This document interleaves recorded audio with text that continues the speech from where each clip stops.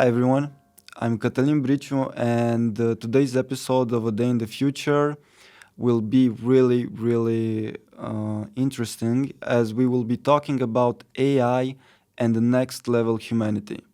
Today I'm joined by Radu Surdeanu, a physicist with large experience in multinational corporations. He's also a Zen practitioner, an Happonomist, and a triathlon athlete.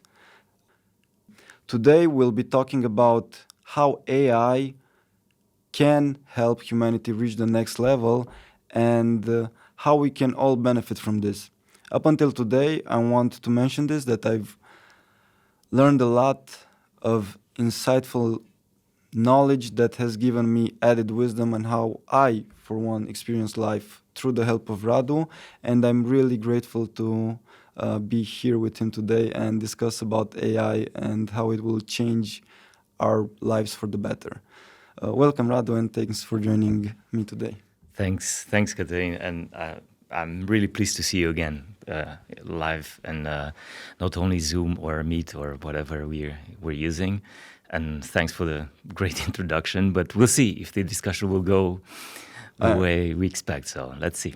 I'm certain. Every discussion we had up until now has been like, if I could discuss with Radu, I would do it for a whole day and then be eager to talk some more the next day. So it will be really good. Same here. So glad to hear that. And so we'll be talking today about AI and the next level humanity. Basically, how AI and technology can help us all achieve a greater state of consciousness, how we can be more than we are today, and how it can be a tool for the benefit of us and not dystopian technology as we see it in movies. And a really interesting thing that I would start with is finding out, where do you go for wisdom? Because wisdom is a thing that AI is not currently really with a good grip on. So where do you go for wisdom? Yeah, that's one of the questions that kept me busy the last month and the last year, and one of the philosophers that I'm listening to, John Vervaeke, he said he's always putting these three questions to his students. The first one. So let's do it together. Mm-hmm. Right? So the first one: where do you go if you want to go for information? So I'll go on Wikipedia, at the library, on Google. Internet, right? Yeah, the internet. Yeah. Okay, fine. Okay, next question: where do you go if you want knowledge? If I want knowledge, I'll go to universities. I'll go to Exactly. Yeah, Books, universities, Yeah. right? But then where do you go for wisdom? Mm-hmm. Well, I think it just comes. It just like it's not a certain place that you can find it in. It just comes to be somehow. Yeah. So you see, I mean, I'm putting these questions to my friends and knowledge and colleagues and acquaintances, just randomly, like, okay, let's start with these three questions and see where we go to.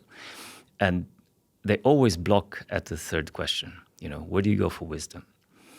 And then I'm trying to help them, and I say, look, okay, how many wise persons have you met in your life? And so far, the maximum number I got is 2. But how crazy is this, right? I mean, how come that we have only 2 persons, and I met a lot of people, I know a lot of people, and indeed my number is also 2. So how can it be, that we do not have wise people that we can address to, and we can go when we have this hunger for wisdom? How come that we don't have it? Well, what makes a person wise? Like what? Exactly. So we can start with the definition of a wise person, right? Yeah. And to me, and from things I studied and looked for, so for me, a wise person has these 3 characteristics. that he or she looks for information around and knowledge in the world around it, integrates it, and finds what is meaningful for himself. There's plenty of things that we know that we don't know, but there's also plenty of things that we don't know that we don't know.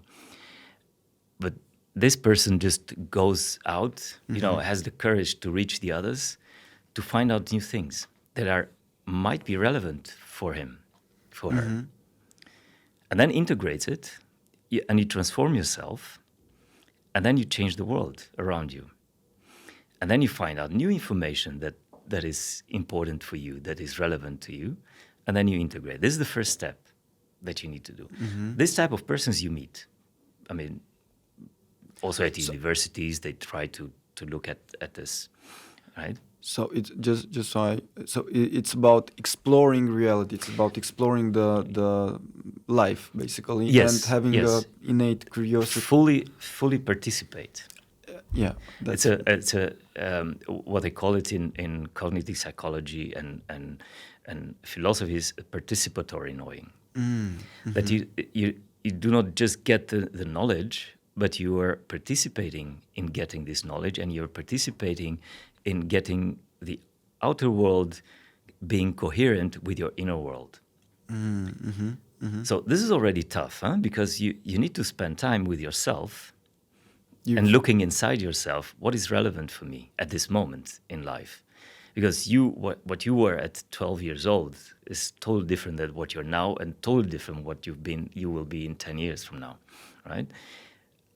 But this needs this practice that you need to go out, go in, go out, go in, go out, go in. Let's say you find this person, the first step, right? Then you need a second step, that you try to look at the same concept or the same topic, the same knowledge that you found from different perspectives. This is already a tough one, because you have to decenter yourself. You have to go beyond yourself, not putting yourself in the center, and accept different perspectives. And, there are plenty of examples, especially in the last years, right?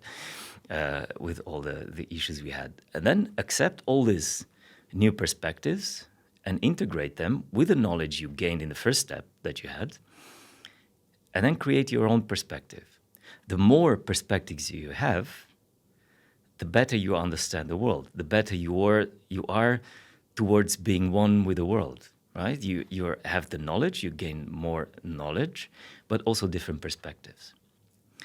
And this you might find people that do this, that listen, and they like to go in pubs and have a beer with someone that they hardly know or they don't know at all, and ask them, what's your story? And actually, this is how we met, right? Right. This was the first thing. So, what's your story, Katalin? And then it clicked, and then we end up having chats quite often, right? But then there is a third step, and this is you hardly see it, and it's compassion. Compassion and loving kindness.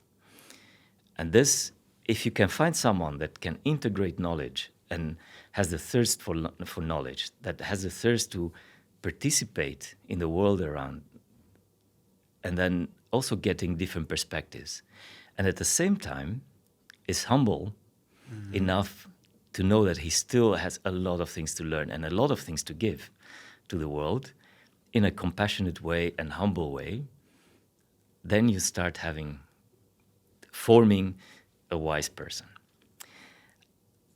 And to me, this is the definition of a wise person. So if I can give you my way of a short trying to comprise the whole of it, it's about participating in this experience of life fully with presence, understanding that it's a life that is seen at all times, not only through your eyes but other eyes as well, and you do it with a loving state of being, because it's so wonderful to be able to do this in the first place. Exactly. Yeah. but also in a compassionate way towards yourself first. Oh, okay. And towards the others. And what I mean is that you cannot go around and say, look, oh man, I'm so stupid, there are so many things I don't know. I'm so stupid, You cannot have this narrative inside your head. Mm-hmm. You have to have this joy, that like, okay, I have some talents. I mean, I think everybody has talents, right? At least this is what I see around, right? And then, but I still want to learn something.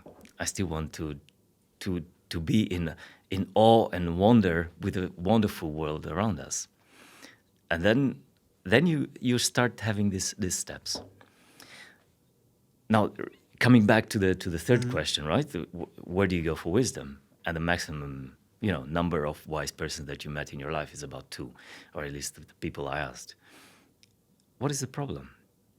So this means that our entire education system so far does not build wise people. Does right? not build upon wisdom. So where do we go wrong? Why are we not having an education system that builds wise people? Is it like, in my opinion, is it because first you need to go inside and then you go outside, as you said Yes. it, and only then do you integrate it? Yeah. And the moment you go, we do not teach our kids at this moment in schools, we do not teach them how to go inside and how important it is to go inside and participate in the world in a way that you can integrate it in yourself and be, and then you change the world around you. The most effective way in which you can change the world, I truly believe, is by being your true self and understanding that that's the greatest asset that you can bring to the world. Yes. Right. And then finding your true self, that's the tricky one, right? Mm-hmm. Yeah. I mean, you can go to kids 8, 9 years old and they say, well, kids, you have to find your true self. Yeah, okay. Right, okay, thanks. And then, so we need to build a curricula, to change the curricula in schools and to build these wise people. Let's talk about the beginning of AI briefly.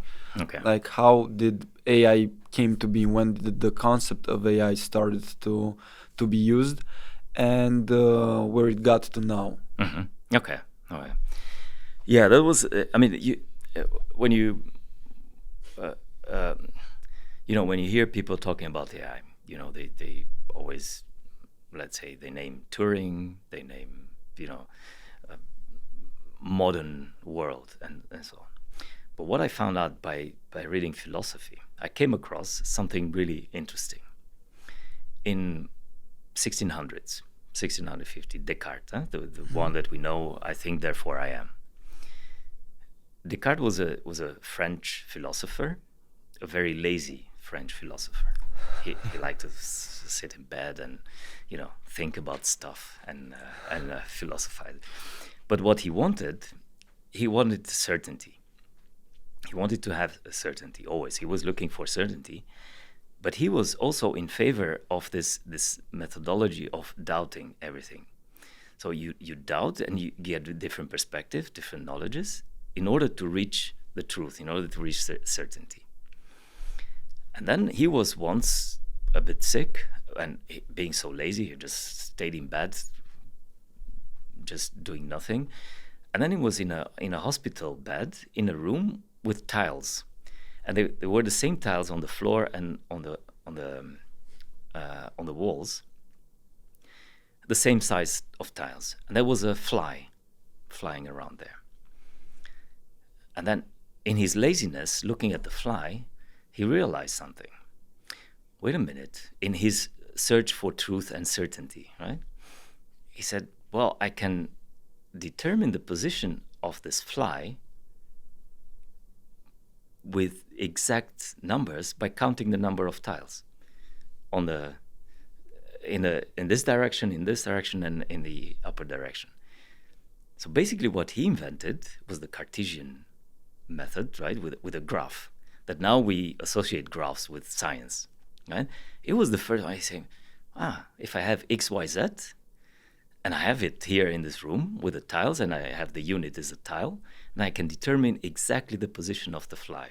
The beginning of mapping the world. The beginning of the mapping the world. And of course it was at the same time with Galileo, who was blamed of killing God because he said, I can explain the universe by equations and so on. So it was a good time, right?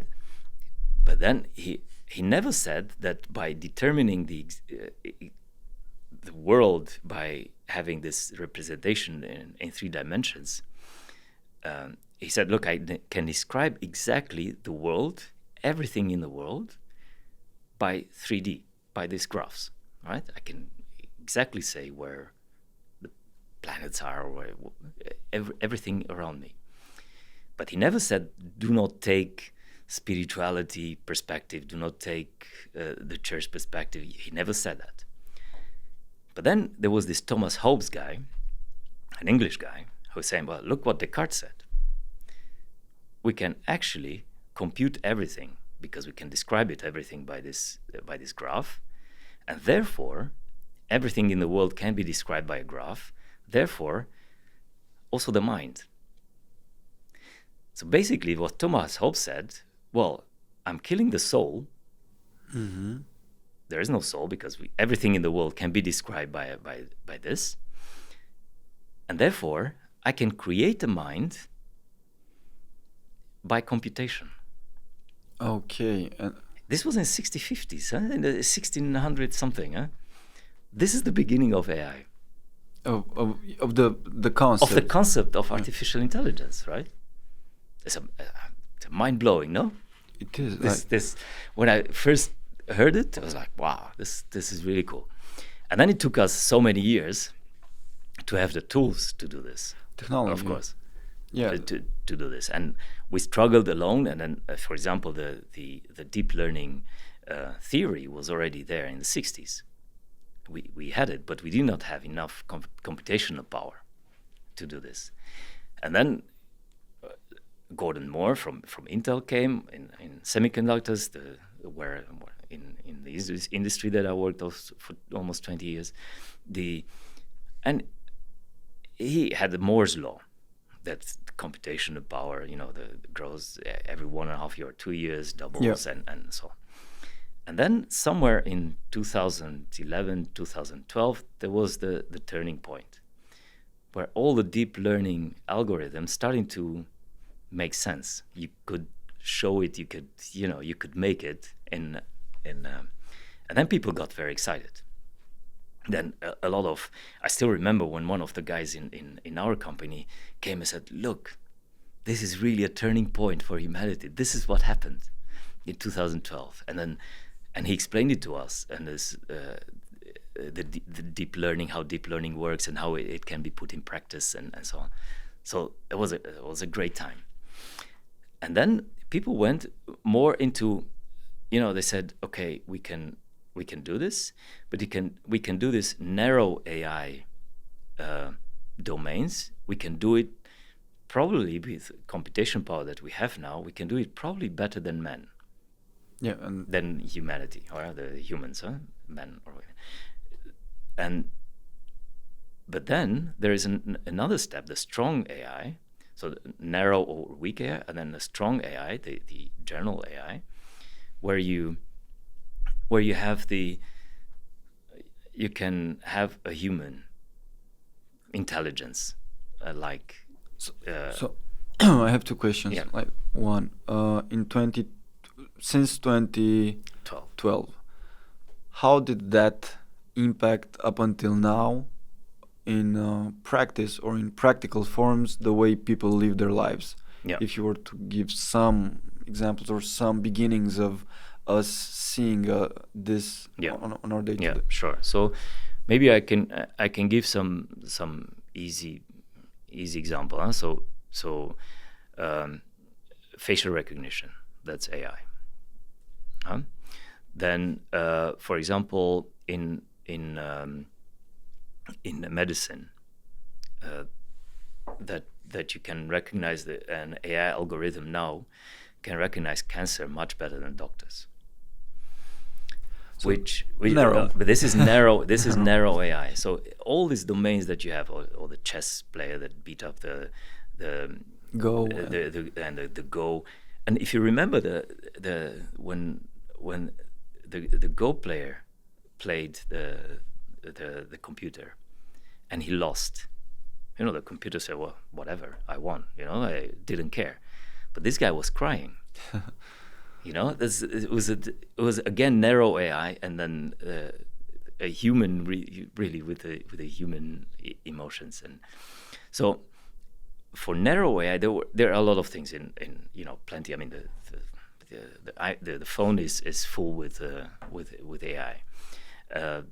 Your behavior is nudged by all the social media with AI, which is annoying, and there's now regulation coming up in Europe. Hopefully, they will pass it through the Council and Parliament in the summer, with forbidding targeted ads that led to Brexit, for example. In one of the things that we my colleagues at Siemens did is that you have 10 to the 90 combinations of interlockers for trains. Yeah. So which one do you choose to optimize the train traffic in a country? So this you can do with AI, and you can fully optimize it. And with our computational power that we have now, we can do this. With energy, for example, if you want to optimize with all the data that you have for gas turbines, you can optimize the gas turbine that you get 30-50% better efficiency of a gas turbine. So there are a lot of, just to give few examples on AI that we have, and of course facial recognition is one of the things that is banned now in Europe, or it will be when the regulation will come into force. But the thing is, narrow AI, indeed, with our computational power, some of the narrow AI things can be thing, but just to see where we stand with artificial intelligence. So if you get this is one of the examples from my brother who was teaching AI. So this is really funny. You show a kid a picture of a dog, and you show a kid, the same kid, you show another picture of a dog. The third picture of a dog, he will say, "Oh, it's a dog." Duh. But then if you have an advanced deep learning algorithm, you need to train it to get with a high probability the answer to be a dog, 1.2 million images. But you will say, okay, well, with our computational power, whatever, I can do this. But this is where we are. But then we go to a next example, a more complicated topic, common sense. And DARPA in US, they founded this program on common sense AI. And the common sense is this. So, people will watch the video and they will say, well, if I do this, what would you say? You lost something. Yeah, I lost something, or maybe something You hurts, forgot. Yeah. or I forgot where my keys are, and so on. Well, an AI algorithm will look at me and say, "Oh, there's a human apparently doing erratic movements." But this common sense, the unwritten rules that we have as humans, there are infinite numbers of these cases that a computer algorithm will not know what to do with it. And even one that I really enjoyed in one of the books I read a few months ago. So let's say you have a set of data with cars with spots. Just red spots everywhere on the car. If you show humans cars with spots, they will invariably say, well, these are cars with spots, right? That's it. But then put the same set of data through a medical deep learning algorithm. Let's say you made a mistake and you put the wrong set of data into it will always give you, these are measles. It's crazy. It doesn't have the common sense, the algorithm. How do you introduce common sense into AI algorithms? I see it like really, really specific sets of data that we use in our day-to-day lives, actions, understanding the world and objects and so on. And narrow AIs have it at an exponential level, but only for one For thing. very narrow, indeed. And then you can say, well, and people give examples. Yeah, but AI can do much better than the doctors, for example, or so on. Of course, there are some specific narrow AI things that are much better than humans. But then, how to combine this together to get to this singularity event that Kurzweil is saying that in 2045 we will have robots that are smarter than us and they will take over the world. We don't know yet. We have no clue. Like, what are the like if to say all narrow AIs somehow combine their data sets together, okay, at that point, would they be thinking or understanding the world the same as we are, or do you see still a difference there? There will, yes. And there what is that difference? Exactly, these unwritten rules that we have that we don't know even ourselves, what are the unwritten rules? To be able to transport them into an algorithm to put them. And that's I see like a general conscious knowledge. Yes.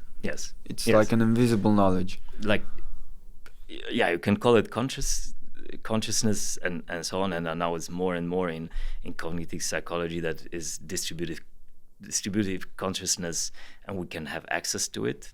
This is something that we humans have, and the algorithms do not have. And of course, there's, so far as we can see from now, there's still a long way to go. What do you think that makes us special, or what's the thing that makes us have it as humans? Yeah, it's and then maybe it will give the answer actually to how the future would look like. We have this unwritten rules, or we have this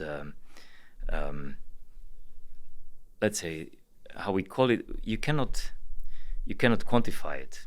The feelings, for example, you cannot quantify it. How would you be able, if you cannot quantify it, if you cannot quantify those the feelings, how would you be able to put them in an algorithm? Mm-hmm. Common sense, we also still don't know what common sense rules are, so that we can put it in an algorithm and then let the algorithms learn and develop themselves. We still don't know how to do this. But at this moment, we don't know. Okay, so why do you think that we humans feel the way that we feel? Yeah, that's the right question. That nobody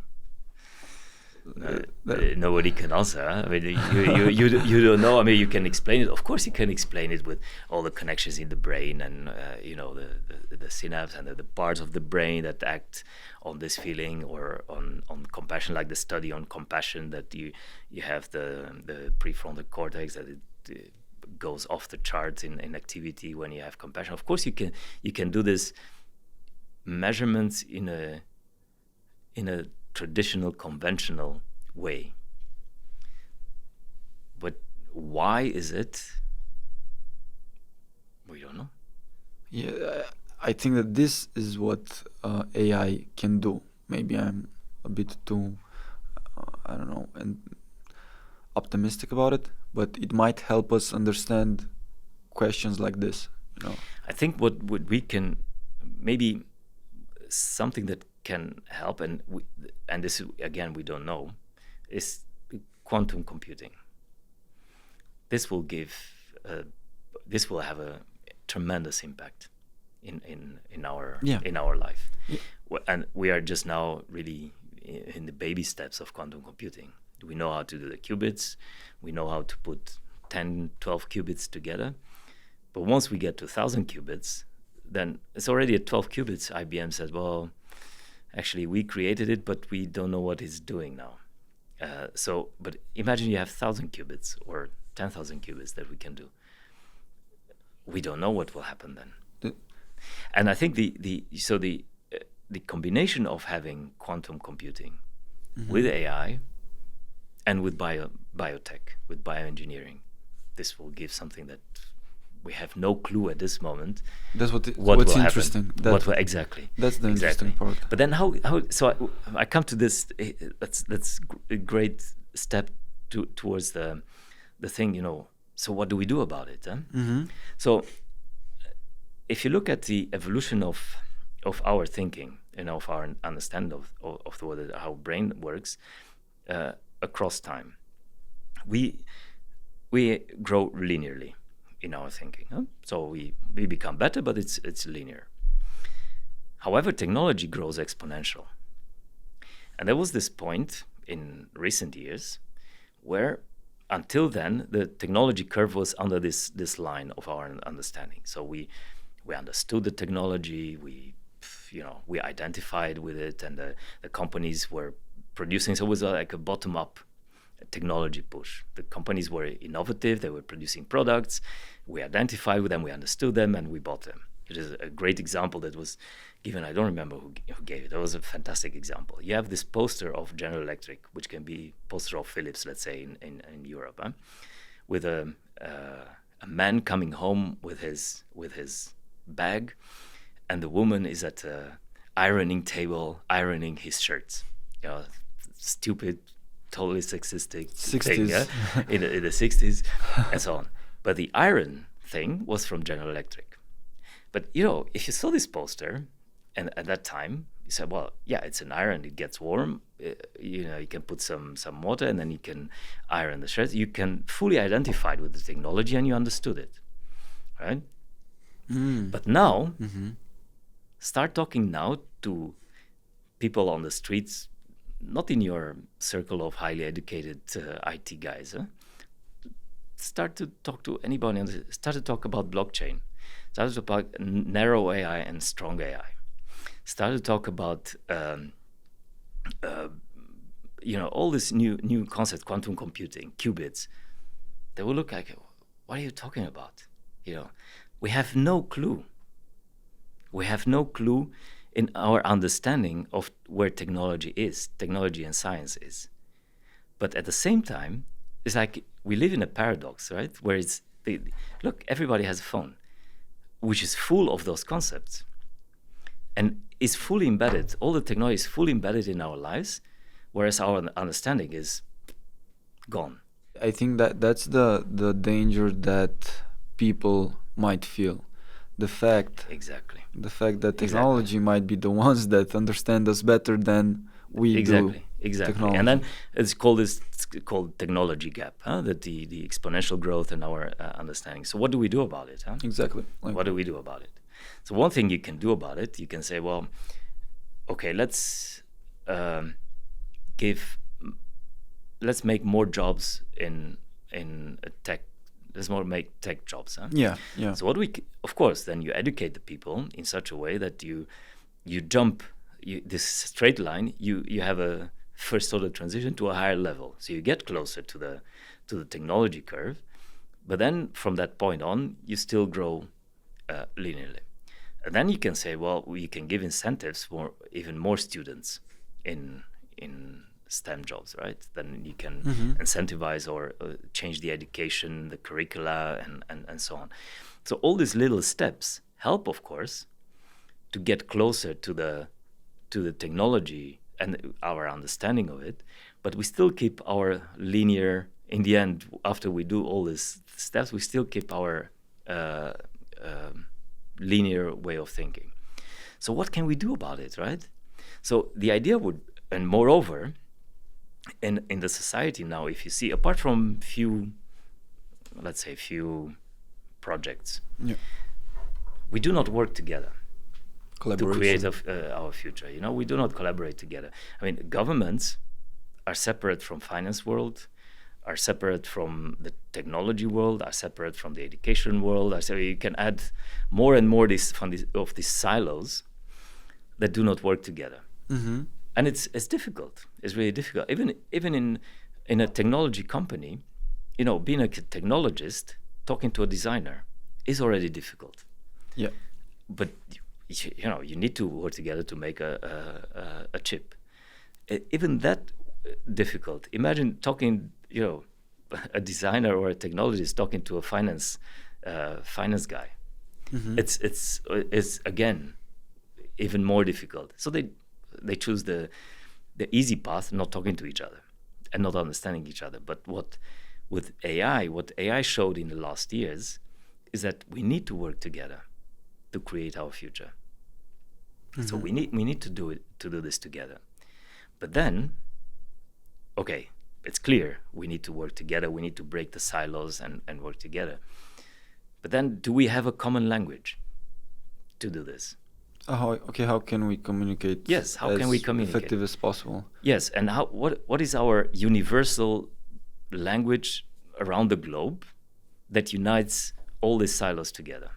Effective communication between people. How can we speak the same language? Yes. Yeah. So what would be the common language, right, between the silos? So in Europe, about a few years ago, when they started thinking in Brussels, how about having a regulation, the first regulation in the world on artificial intelligence, they said, okay, well, this language is ethics. But think about it. Can you put ethics in an algorithm? Can you put all these multifaceted aspects of ethics in an algorithm that is 1 and 0? Well, is it ethics black or white? Exactly. So is it ethics black or white? It's not. It's almost never a black or white decision, or right or wrong decision in ethics. So you cannot implement this in an algorithm, educate the people that use artificial intelligence in an ethical way, how to use the algorithm. That's a total different story than saying ethics is the common language and we can put it in algorithms and we will create an ethical AI in Europe. Which Europe? Is the ethics in the northern part of Europe the same as in the southern part of Europe? I mean, look at the neighboring countries that are at war now. Not even then is the same ethics, right? So ethics cannot be, unless you educate the people in an ethical way to use the algorithm, then it's a different story. Ethics are basically principles that we adhere to, and we know that it's good to follow those principles. The thing that makes it hard to have this as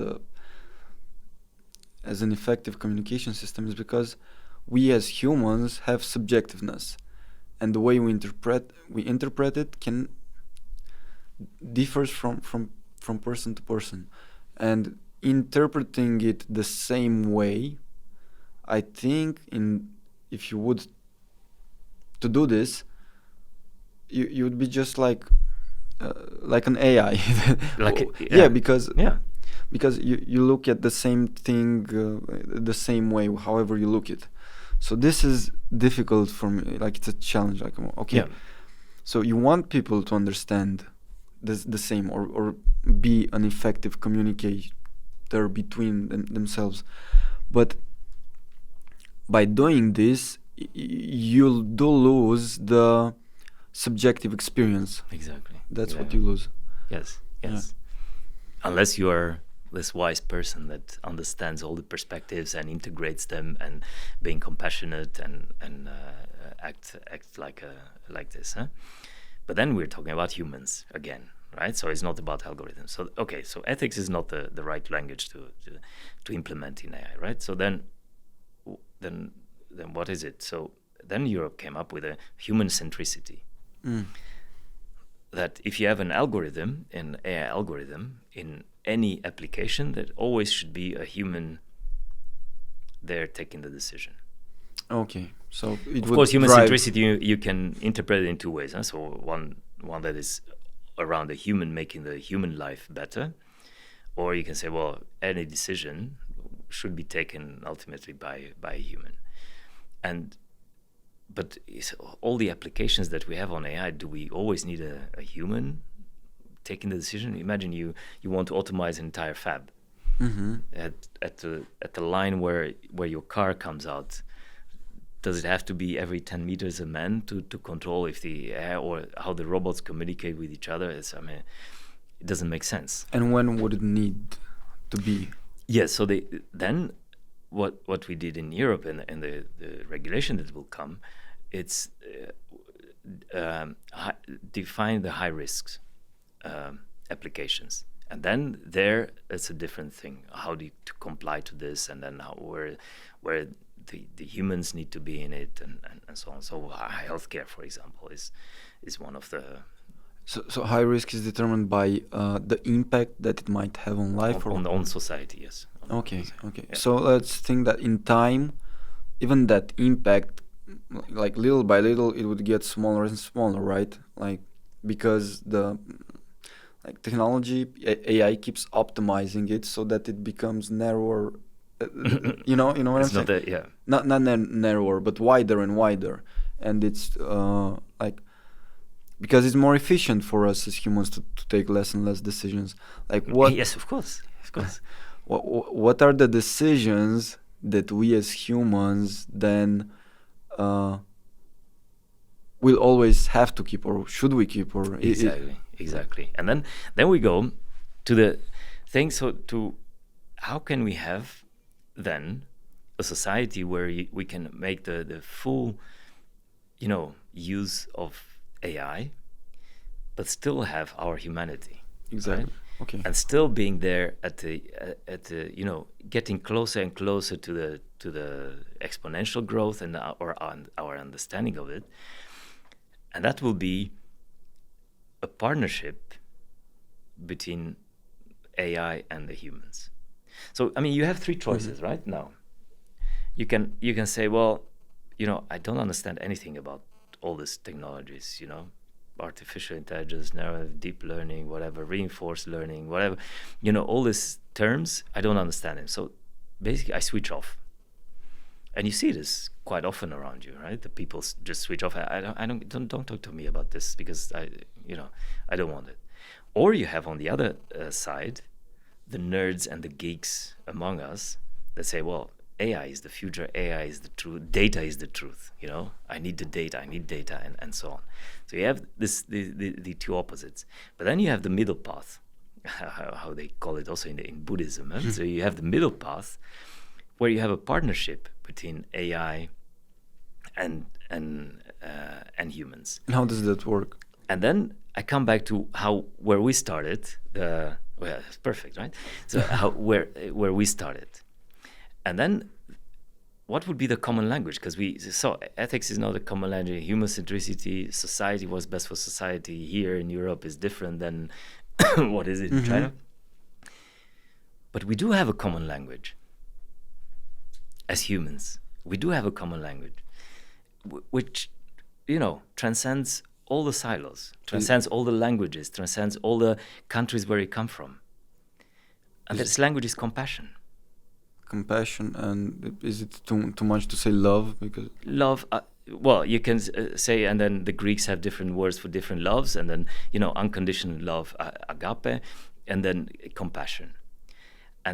But this goes across any society, across any religion. All of them have it, right?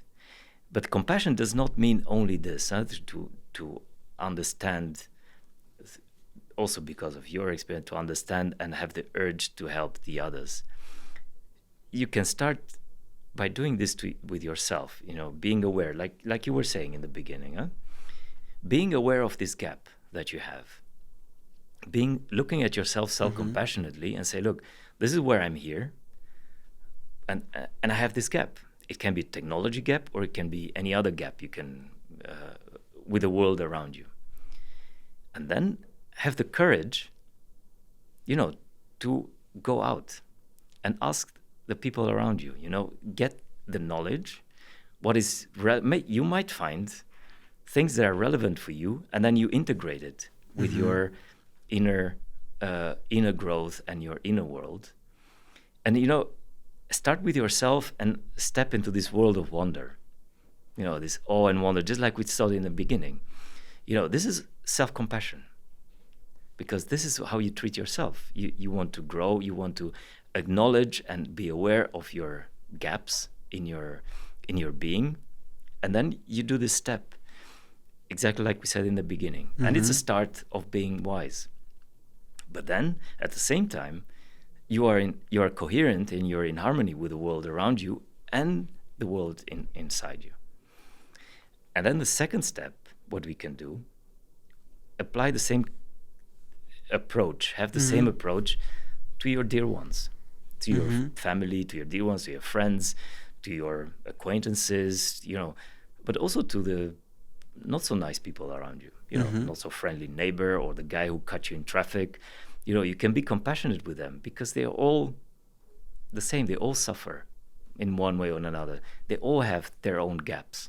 They all have, and have the same approach with the world around you.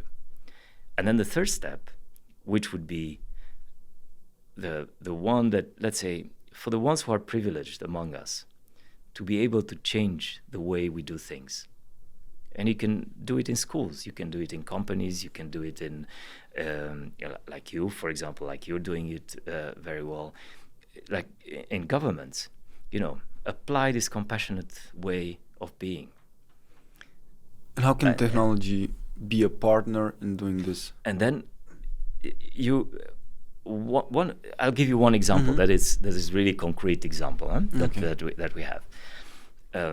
In Belgium, for example, there are 4 times more nurses needed in hospitals. Crazy.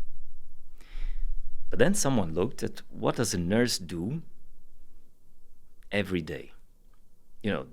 Does he or she do what they chose for their to do the job of a nurse, helping patients and being close to patients and be kind and compassionate to other people? Or they fill in Excel forms, because this is what you also see. If a nurse visits you or a doctor, he starts filling forms and then has 1 second attention for you, and the rest it fills in forms. 80% of the time, up to 80% of the time, is filling up forms. Now imagine you have an AI, and it is done now on the East Coast, actually, in US. You take all this burden away from the doctors and nurses, and you fill in all the Excel files and all the forms. You free up to 80% of the time. And all of a sudden, all these nurses and all this, they will have time to be compassionate and to be kind to the patients and so on. This is only one example that can be. How I see this example is about giving the time to be more compassionate. Like, it's automating the things that you can automate and it doesn't bring you extra value. But how can technology come as a support in being more compassionate and building awareness and understanding different perspectives? Can it help in that way or not? Look at this, huh? Yeah. You don't lose time going. You can have all the knowledge and all the things you can have. You have it in your pocket. Now the only thing what you need to develop that technology cannot help you is being compassionate and meditate. Meditate, have your rich and full inner world. This is the technology. Although there are techniques, of course, that can help you. Like, there binaural music, for example. This is one of the techniques that gets you deep into a meditative state. This is one example where technology is not AI, of course, but it's technology that can help you enter into a deep meditative state, even if you're not an experienced meditator. And so this is another example of technology, which is not AI, but okay. How I see it is the next step, the first next step in our use of technology for evolving is, okay, how can we create such technology, maybe through the use of AI, so that we can actually be aware of ourselves? Like, how can it bring us awareness, not distract us and take our attention? That's the first thing that needs to happen. And then how can we be aware of others that are aware at the same time, and then we can build on compassion. At which point, it's very hard to envision. To envision what exactly. Yeah. So one of the friends of our common friend in Leuven, he was building this app, this very simple app, but actually never took off. And you triggered me with your awareness. It was an app on the phone that at the moment that he saw that the app saw that you're distracted, it just bring you a bing. Mm-hmm. And by using it more and more often is like it just give you a signal, you're distracted now, get back. Just like breathing meditation in Buddhism, it just if you have a lot of thoughts and you get a lot of thoughts, actually you focusing on the breathing, you just came back. Mm-hmm. Just developing your mind muscle, getting back and getting focused and centered. And this app, is just bring you the awareness, I'm distracted. Okay. Just being in the moment. Just a really small yeah. And how did it know that you're distracted? Like, yeah, with what you were doing. So it was it's also on your connected to the watch. Okay. So I was just curious. Yeah. Okay. Yeah. Mm-hmm. No. I never picked up apparently, but okay. Okay. Maybe it was too early. I think it was too early because it was a long time ago. But it's okay. And just so we discussed about the beginning of AI, the current challenges, somehow a bit about the future of AI.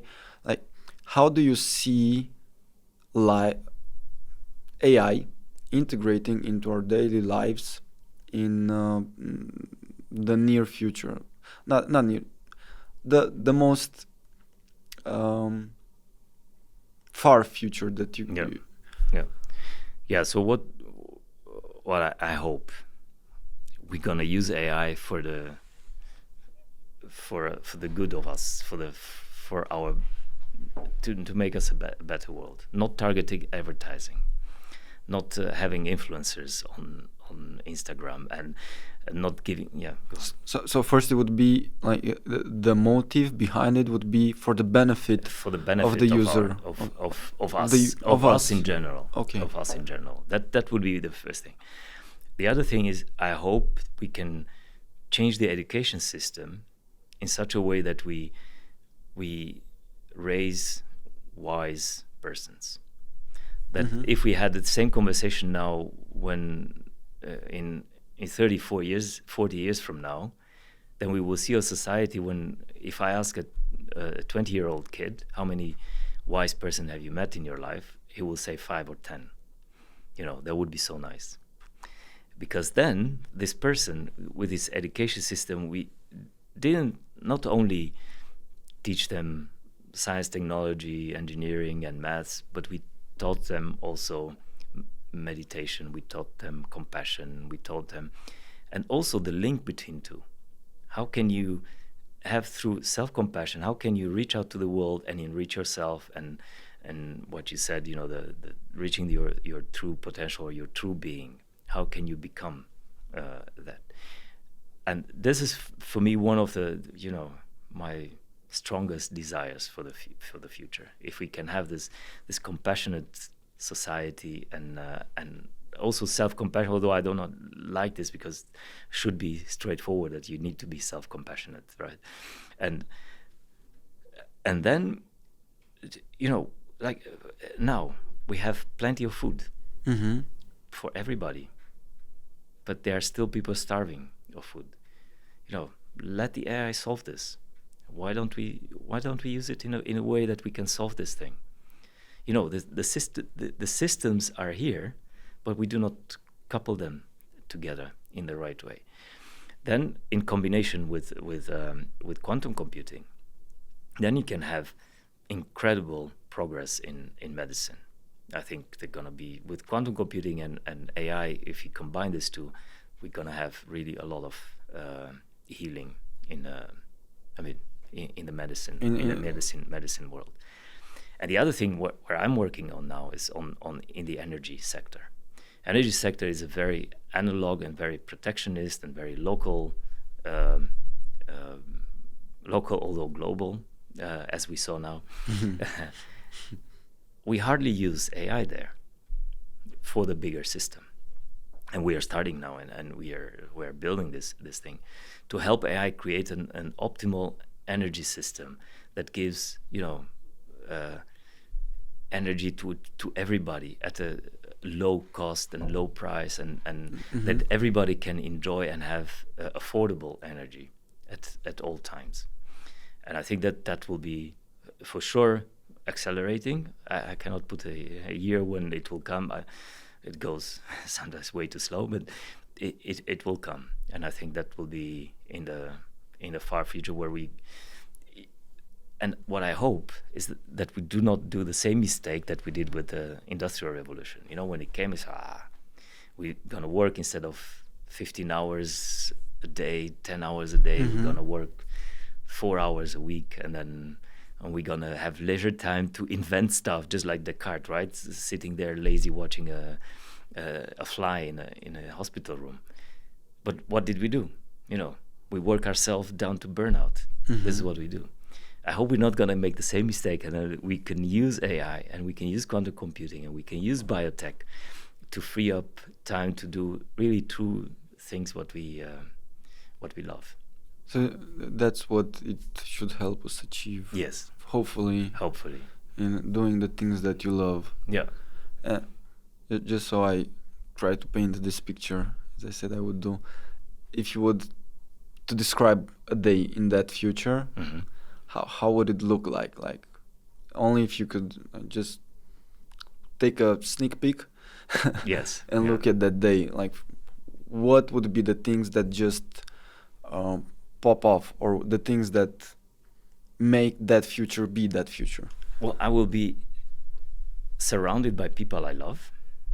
That would be nice. And, having chats with you, for example, and with people I like and people I love. But I will be surrounded also by wise people, and by people that they're looking to find their meaning in life. But the first step, what we said, with the self-compassion and being coherent with the world, and then having a purpose in life that you see, because they had the time to think about it and to find it, their purpose in life in going beyond themselves, transcending themselves and helping the others, and bringing the joy and the talents that they have in them towards the others. And then that each one of them has their own narrative for their purpose. It might be that one is an Orthodox, one is an atheist, one is a Buddhist, one is a Gnostic, and one is a Stoic, whatever narrative they want to have, but that they found their purpose, and then they help the others reaching their purpose as well, and reaching their meaning in life. This is how I see my day in the future. And then for me personally, of course, I think, it's not going to be very different from what I do now.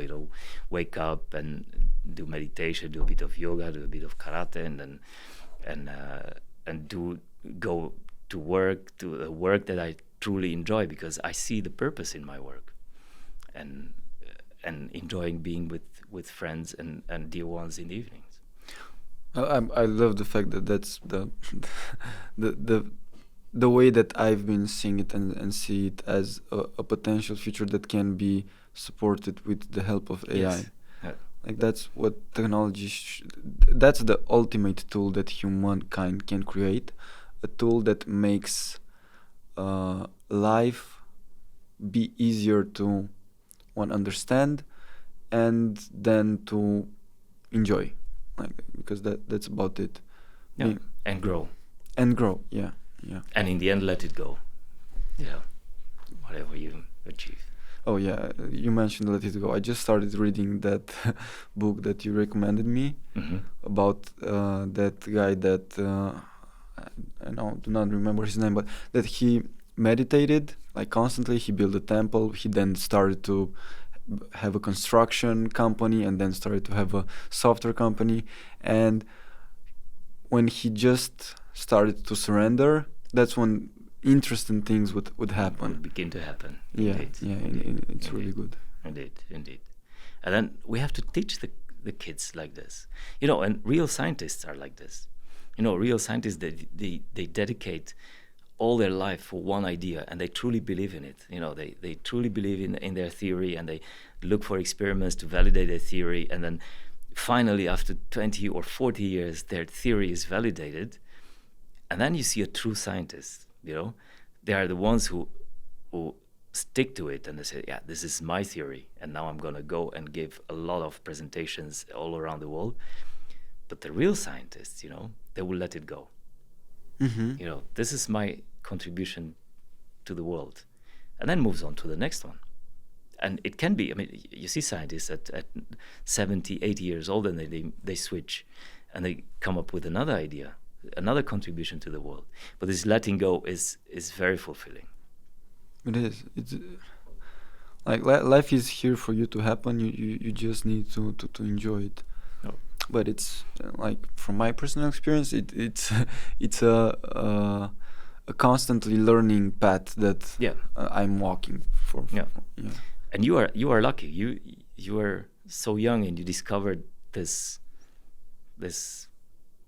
procedure, if I can call it like this, or what, you know, this way of living. You discovered it very early. But imagine, man, there are a lot of people late in their life that they didn't discover it yet. And imagine we can teach the kids to have this already from the beginning. Exactly. That's what technology should help with. Exactly.